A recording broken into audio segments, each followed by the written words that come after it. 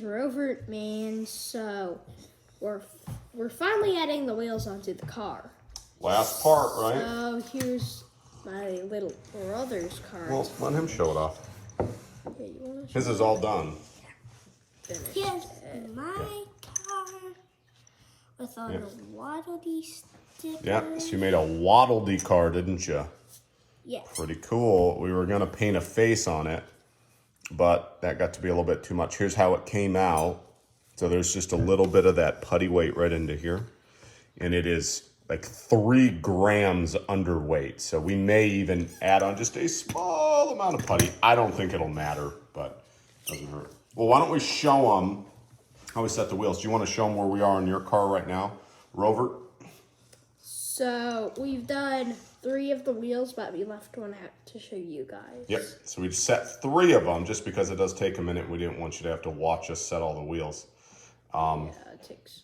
So now let's show them the little trick that we found helps for making sure that the wheels set okay.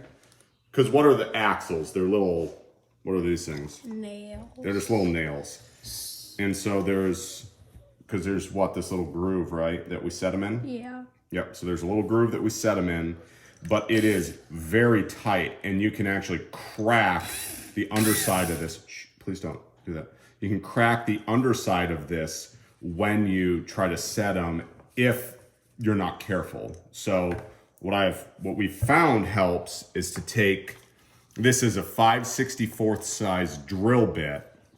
The way that we figured that out is you get a drill spacer, something like this at your hardware store, and you can see what size these nails are. So you slide them in, and it's just a shave over 5/64, because you don't want them to fall out, but you want them to be snug, but you want it to be a little easier. So we'll take it and we'll actually drill into the groove where they go just a little bit, just enough to open it up. So something like this, like we'll do it horizontal right now, because we don't want to get any of the sawdust into the wheels, but. So we've already drilled them out a bit. Now it's just time to set the final wheel, isn't it, bub? Yeah. Okay.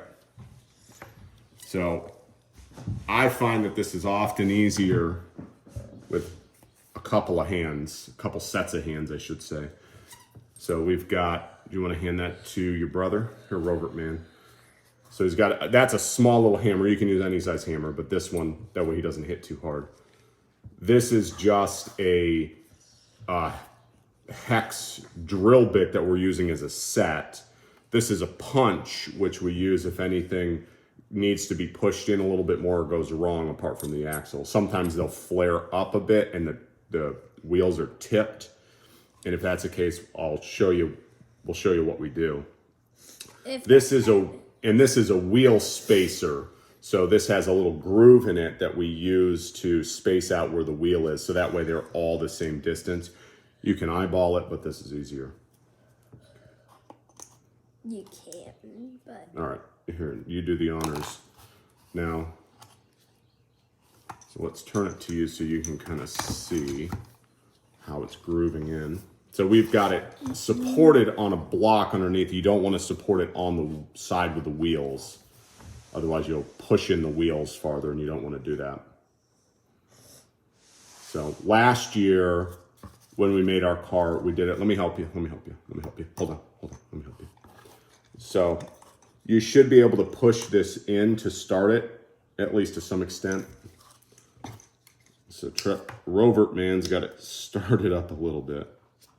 And so I'm just getting it pushed in. So actually you don't have to do it. It's just perfect. So I've pushed it and you can see all the wheels sitting in the groove.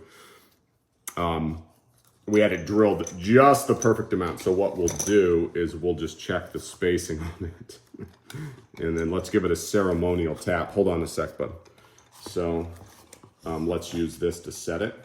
So what I'm doing is we've got this wheel spacer sitting underneath the wheel.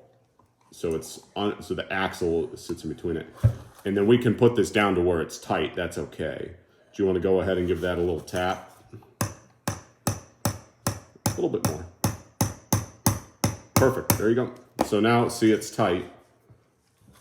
Pull the spacer out and it's perfect. So, there you go, Rovert Man. So we're finished with our finished. car. Now let me show if we had an axle issue where, because sometimes you'll set them and they just don't set straight. And rather than pulling all the way out, what you can do is take this punch and you can set it right over where the axle is in here, and you can give it a couple of hits with this supported, especially if you've done a wedge shape like ours. You can use the other half of the block underneath it and it'll support it perfect so you don't bind up the other wheels. And you can just give it a couple of taps to try to get it to push down. Now you want to make sure that all 4 wheels touch and spin, otherwise it will be disqualified or need to be modified.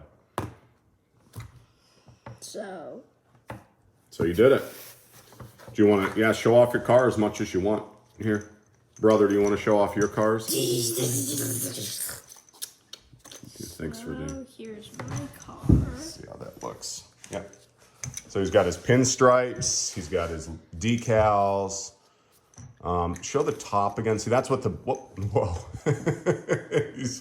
So careful with the wheels. You don't want to mess with the wheels too much because they're the most sensitive part in terms of holding it. Why don't you show them the bottom of yours again? Perfect. And then while we're here, let's do the moment of truth and let's weigh it. You want to go ahead and hit the power button. So again, this is just our Taylor scale. It's weighed out. Whoop. So his is actually just a shade heavier than brother. So he's right at 141 grams. We'll just put it upside down. So we can, do you want to change the unit? Well, so we're going to show that. So he's 4.9 ounces. And so he is right at the limit. Oops. We just teared it, so we don't want that. Go ahead and let's change your unit over to ounces. So go ahead and put yours down on there, brother. Why don't we put it upside down so it doesn't roll? So he's also right at 4.9 ounces, so not quite 5 ounces. And then we can change the unit. So he's at 138 grams. So he's got just a shave more that he can go up to.